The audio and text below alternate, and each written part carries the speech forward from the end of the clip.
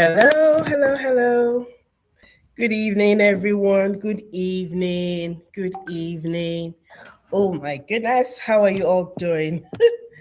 So, you're welcome to another live session. Today, I'm streaming from another location. So, for those who are just joining, please type where you're watching from. For those, if this is did you watch the first episode, the second episode? This is the third week of us treating how to build a thriving family. My name is Oluwatoyin Ogunkanmi, your family psychologist. For those who don't know me, I'm a family psychologist. I'm married with three awesome children, two young adults and a young teenager. She's not young, she's going to be 16 this year. And we've been talking about how we can build a thriving family. The thing about thriving family, like when I started, I differentiated between a thriving family and a struggling family. And I said a thriving family is a family that is ready to grow, a family that wants to make amends, learn things, a family that knows that, yes, I'm in the process of becoming better. That is who or what a thriving family is. Today, we'll be talking about how to resolve conflict. One of the things you need to know about thriving families is that for the fact you call them thriving families, that does not mean they do not have conflicts. They have conflicts. But the difference between a thriving family and a struggling family or a surviving family is that the thriving family would always look for ways to resolve this conflict.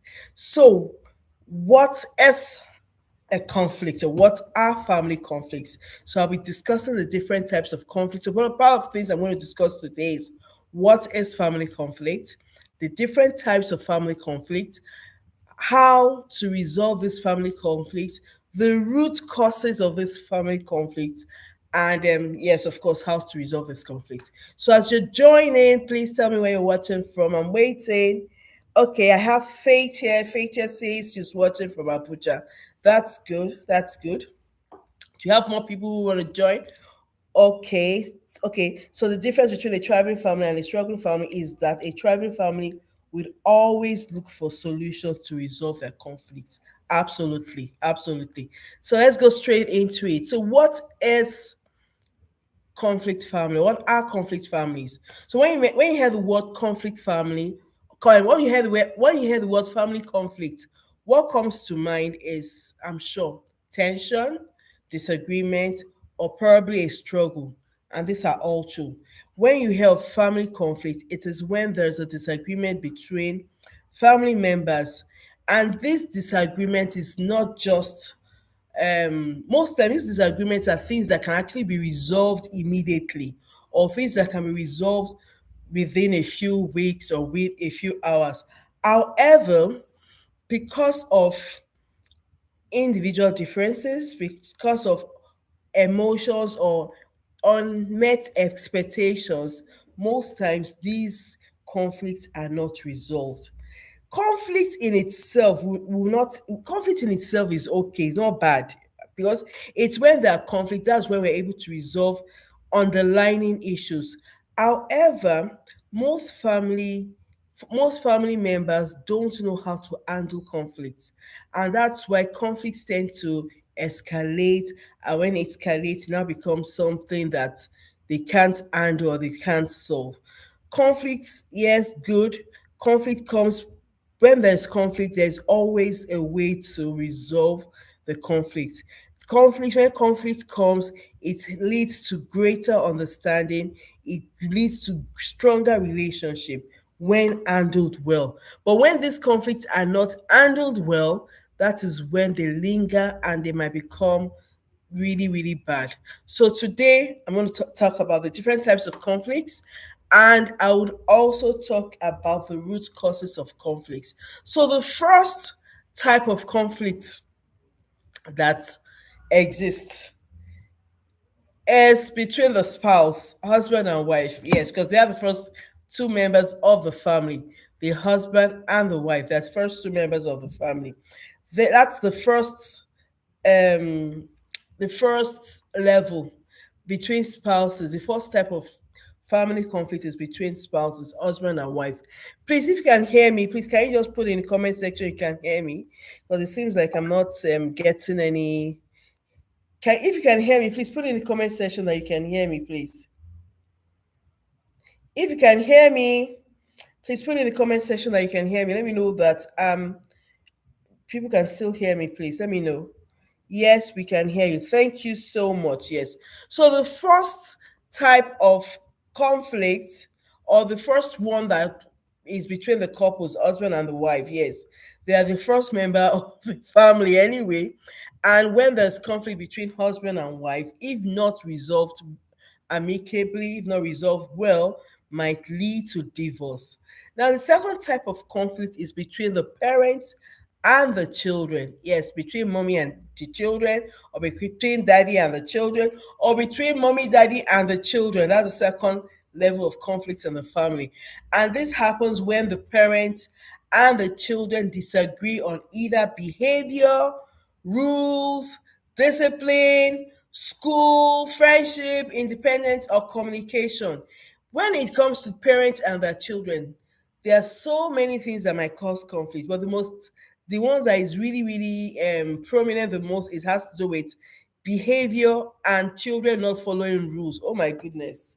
When the arguments about house chores, or I asked you to do something, you didn't do it, your room, you didn't arrange your room, or who is meant to make breakfast, who's meant to do this. Another cause of conflict between children and their parents, use of phone. Oh my goodness, that's another cause of conflict between parents and the children. We also have academic pressure, we have curfews, we have teen independence. Your children want to become independent. Your teenagers want to become independent. You want to do things their way. Oh my goodness, that's another cause of conflict between parents and the children. Now, the third type of conflict is between siblings. Yeah, siblings rivalry. When there's a disagreement between brothers and sisters, sisters and sisters, if not handled well, it becomes a it turns to rivalry, and most times it stems from the fact maybe the parents are always comparing them. Mommy is comparing the two children, or daddy is comparing the children. They're telling one that, oh, can't you see your older one? Or they're telling the older one, oh, can't you see your younger one? And this might bring enmity between them. This might bring jealousy. This might bring unhealthy competition between them. And another reason for sibling rivalry or sibling conflict is because of personality differences. We're not all the same. I'm different from my younger brother. My three children are all different, they're not all the same. And if parents don't guide their children in letting the children know that, come, guys, you guys are not the same, there might be conflict between them. Then the fourth type of family conflict is amongst extended family members. And this involves grandparents, in laws, cousins, uncles, amongst extended family members. Interference in marriage, maybe the family loyalty issue, maybe family one member of the family is loyal to one part of the family, the other parts of family they're loyal to themselves. For those that have inheritance issues, maybe property disputes, then for some other people, cultural expectations or cultural differences, even for some other people, their religious differences. Maybe originally the family was a Muslim family. Now some people decide to become Christian, and because of that, that might cause conflict in the family. Then finally, we also have the intergenerational conflict. This one is a spill off from the extended family conflict. And this one might also be due to the different dynamics in terms of the generational gap. So you have the grandparents, their beliefs are quite different from the beliefs of the children or the grand. So for intergenerational conflict, this has to do with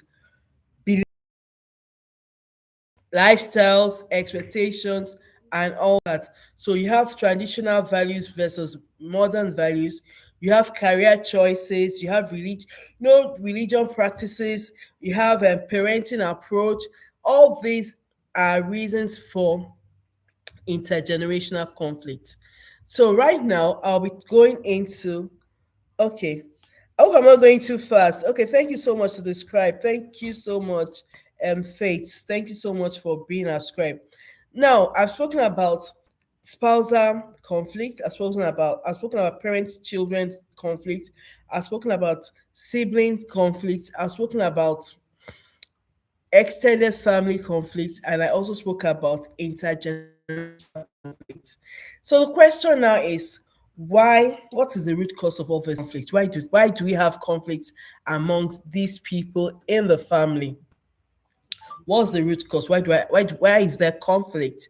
Why is there this disagreement between the husband and the wife? Why is there disagreement between the children and the parent? Why is there a disagreement between extended family members and family members and intergenerational members? So I want to talk about the different root causes of this conflict. And when I talk about them, I'll also give example. The first reason for conflict most times is misunderstanding, poor communication. I'm saying something, maybe because of the tone I'm using to talk to you, maybe because of the tone. So the first, like I said, the first reason or the major cause, root cause for family conflict, misunderstanding, poor communication. And I said that probably the tone I'm using to correct my daughter, maybe she doesn't like it. And in the process of me using a harsh tone, of course, she's going to shut down and she might not even listen to what I'm saying. And in the process of her shutting down, and I get upset, I'm like, why are you being disrespectful?